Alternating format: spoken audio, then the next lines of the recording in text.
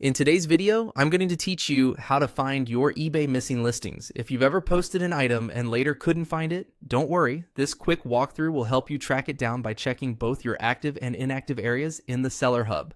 Start on eBay.com, and once you're signed in, move your cursor to the top of the page and hover over My eBay. This opens a small menu that leads to the seller tools you need.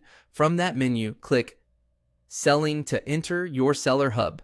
This is the control center for everything you've listed, sold, or ended, so it's the best place to investigate a missing item. Inside the Seller Hub, look for the Listings section in the navigation.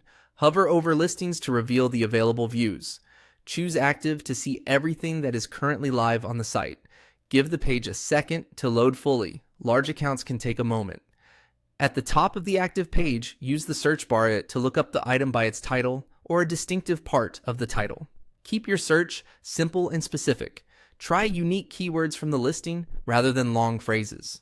Watch for typos and extra punctuation, and consider using a shorter keyword if the exact title doesn't show results. If your listing is truly live, it should appear here, along with its current status and available actions. If you don't see it in active, that usually means the listing isn't live anymore. It might have ended, run out of quantity, or been removed. To check those possibilities, hover over Listings again, and this time click Inactive. This view collects items that are no longer live, including ended or unsold listings.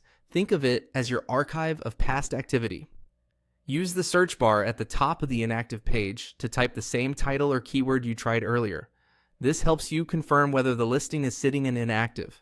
When it appears, you'll be able to see its status at a glance, whether it ended naturally, didn't sell, or otherwise became inactive, so you can understand exactly where it went and why it's not visible in your store right now. That's the complete process. Check active with a focused search, and if it's not there, look in inactive and search again. By moving between these two views and using the title search thoughtfully, you can quickly locate any listing that seems to have gone missing and know its current state with confidence.